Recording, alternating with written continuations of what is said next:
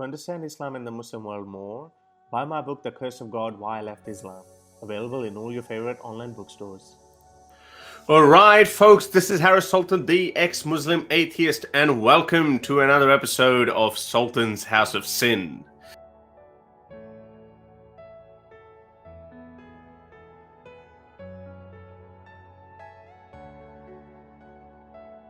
A lot of ex-Muslims have usually stayed away from people like you. And by people like you, I mean people who criticize Islam, who did not have a Islamic background, in a sense that they were not Muslims. So, and I noticed that within our community, our ex-Muslim community, this bit of this hypocrisy, in a sense that we sometimes go really far in criticizing Islam. And of course, although our public position is, and it's quite true, that we criticize Islam and we're not racist or bigoted towards Muslims, but somehow we also believe that since our family members are Muslims, that's why, you know, it's kind of like a black person criticizing his own community, then that's fine. But the moment a white person, an outsider, criticizes it, he becomes a racist or a bigot. Now, you obviously have been accused of this so many times that you are a bigot. And I must admit, like me, I'm not going to speak for others, but I'm sure the other people would have a very similar view as well. Someone like me, I never read any of your books. I didn't even follow you on Twitter for a very long time. And I just had this view that, okay, well, this guy might be a bigot, I'm just going to stay away from him. But then I realized this, I think when I watched you had a little argument with Abdullah Samir, maybe a month or 2 months ago. And then I read the exchange, and then I thought, you know, I kind of agree with you more than Abdullah Samir on that case. And that's when I thought that, okay, maybe I should look up. And then, are we being hypocrites? Because that's the same problem we've had with people like David Wood or yourself, or even Tommy Robinson, which is more of a political movement as well.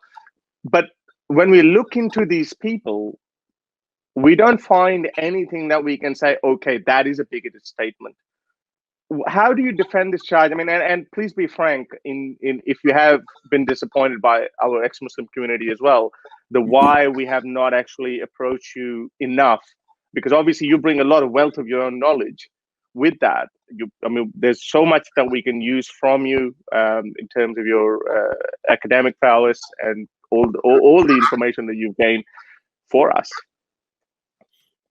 There's an awful lot I could say about that.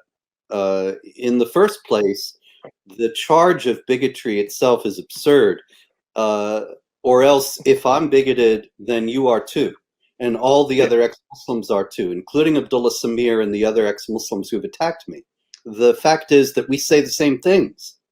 And so they either are bigoted or they aren't. And I remember way back, in the late 90s or the early 2000s, and people were saying that I was just starting to do this work publicly, and people were saying, like the Council on American Islamic Relations, that I was bigoted. I thought that was kind of absurd, because it seemed to me to be obvious to any fair-minded person that an ideology that teaches the virtues of violence, aggression, oppression, and supremacism is something that everybody should oppose. Muslim and non-Muslim, ex-Muslim, never Muslim, anyone. That anybody who believes in the worth of the human person, the dignity of every human being, ought to be against that, just like everybody ought to be against Nazism. And no, I don't shy away from the comparison, because you have a system that institutionalizes the destruction of the freedom of speech, the inequality of women, hatred toward Jews, hatred toward others, violence toward these people. How can anybody support this? I understand the exigencies. I understand the fact that people are born into it. They don't necessarily subscribe to those things. The Quran is recited in Arabic, and most Muslims don't speak Arabic as native speakers. They might not even be aware that these things are in there. I'm fully aware of that. Every individual has to be judged on the own actions and perspectives and particular beliefs of that individual, but that doesn't change what the contents of the Quran and Sunnah are. So that's one thing. I don't see how it's remotely bigoted or hateful to report accurately about the contents of the Quran and Sunnah, and to show, as I do in my work, how those teachings influence the actions of the Muslims who are active Islamic jihadis, which of course is by no means all of them. Now, when it comes to ex-Muslims, there's a split, and I'm sure you're probably much more aware of this than I am. There are some ex-Muslims who are very happy to work with me, and I'm very happy to work with them. Noni Darwish is one. Wafa Sultan, who's not so active anymore. They've spoken at events back when we actually, Pamela Geller and I, back in, I don't even remember what year it was, 2012, I think, put together a conference on ex-Muslims and for ex-Muslims in Los Angeles. And Noni, I believe, and Wafa were there. I don't remember if they both spoke, but I believe they were both there, and others as well. Then you come to people like Abdullah Samir and Ali Rizvi, and they've been pretty hostile. I was especially disappointed. You asked me if I was disappointed. Absolutely, yes. I was especially disappointed, well, really with both, but when it came to Abdullah Samir, even more so, because I enjoy his work very much. I think he's extraordinarily talented and knowledgeable, and his videos are quite entertaining. I like watching them, but I don't watch them anymore after this unpleasant exchange. What happened was Ali Rizvi was going after me, and I'll get to Ali Rizvi in a minute, and Abdullah Samir agreed with him. And I was disappointed to see that because, like I told you, I like Abdullah. I think he does great work. So I actually sent him a private message on Twitter saying, I don't really know what problem you have with me, but I'd love to discuss it. And I'll give you copies of my books for free. And you can let me know if you think there's something horrible or bigoted or whatever about them. And he was very friendly in return. I sent him a PDF of my book, The History of Jihad, and he started to read it. He told me at the beginning that he didn't see anything wrong with it or anything that he disagreed with.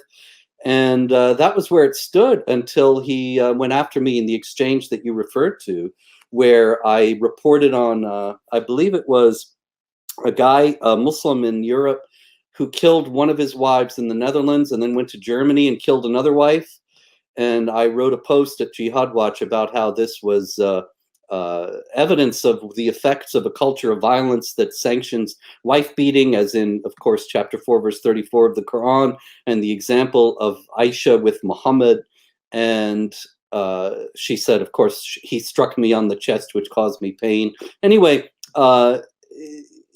Abdullah went after this saying, are you saying that Islamic law allows for the killing of one's wife? And of course I wasn't, and I hadn't.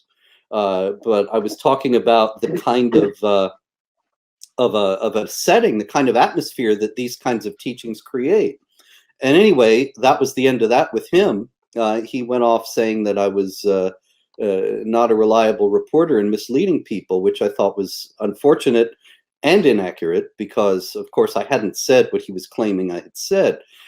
I think that, and I'm sorry to go on so long about this, but I kind of appreciate the question. Carry on. I actually want to hear that. That Ali Rizvi actually is another example of the same thing, that the difference between Noni Darwish and Wafa Sultan on the one side and Ali Rizvi and Abdullah Samir on the other is actually the difference between people who are generally on the political right and generally on the political left. And I think that's what ultimately this comes down to. I've been identified as right-wing. In the beginning, when I started this work, I used to constantly insist, this is not a left or right issue. This is a civilizational issue. This is a matter of cultural survival, civilizational survival. Everybody right and left should agree on this. I don't say that anymore because obviously the left, for the most part, does not agree, but the ex-Muslims who are generally on the left have decided that I'm an enemy. Ali Rizvi is the primary example, and that's another unfortunate situation. There was some fellow actually in Australia, I wish I could remember his name, but I can't. But he was starting a show, a podcast, and I was the first guest. And then the next week he had Ali on, and he asked him about me. And Ali Rizvi said, well, I don't like Spencer because Spencer is hysterical and called me a stealth jihadist. And I thought, wait a minute, I don't remember ever saying that. And I actually looked it up to make sure. I searched for Ali Rizvi in the Jihad Watch archives. I looked in my articles. There was nothing like that. As a matter of fact, every mention of him had been complimentary. So I wrote to him on Twitter and said, look, there's been some mistake. I never called you a stealth jihadi. And he responded with incredible contempt, hostility, and ridicule in exactly the same manner as Islamic apologists do. And it's never gotten better from there. And I think ultimately it comes down to the fact that he's on the left and I have been identified as being on the right. So anyway, that's the answer. I'm happy to work with any ex-Muslims. I have a lot of respect for them.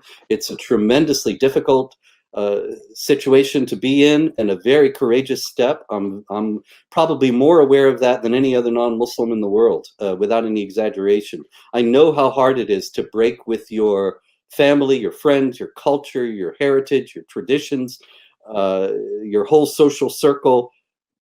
Most people don't have the guts, and so I admire ex-Muslims a great deal, whether they return it or not.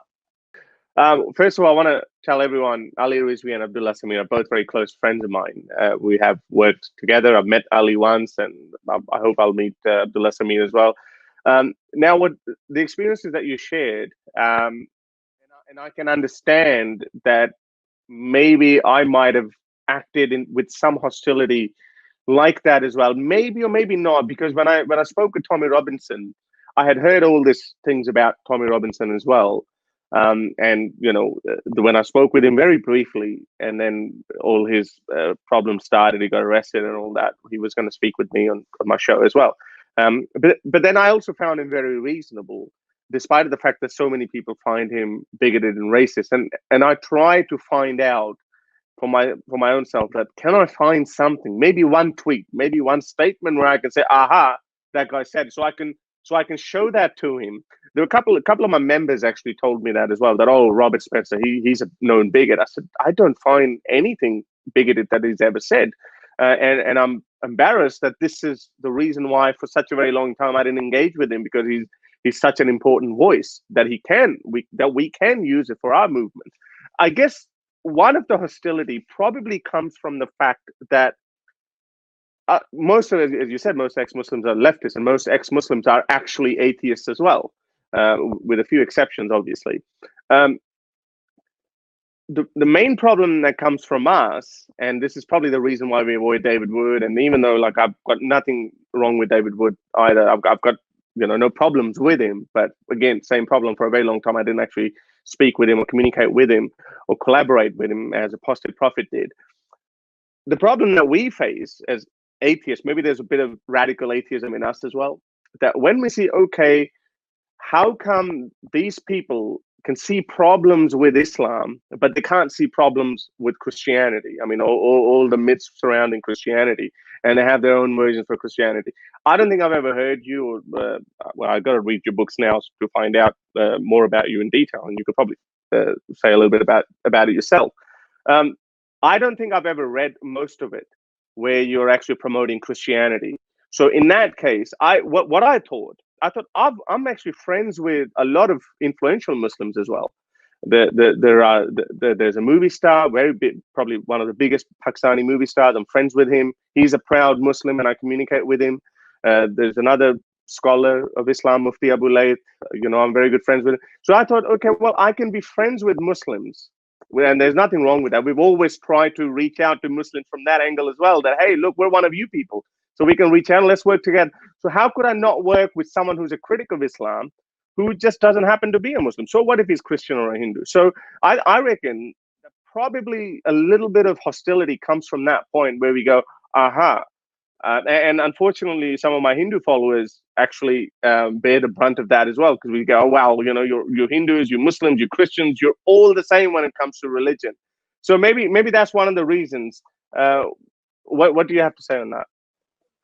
Well, I think that's perfectly reasonable. That you might think, well, if somebody sees some superstition so clearly, why doesn't he see it in other contexts? And I think that's a perfectly reasonable discussion that we could have. I am indeed a Christian. However, I have to say that unlike David, who I admire very much, and who's he's a wild man, in many ways. Yeah.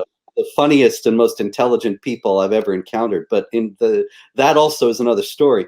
But unlike David and a lot of his circle, I'm a Christian, but this work is not about Islam versus Christianity as far as I'm concerned. A lot of people claim that it is, but I would challenge them then to show where I am preaching or saying that people should convert to Christianity. To help me produce more videos like these, support me on Patreon or PayPal.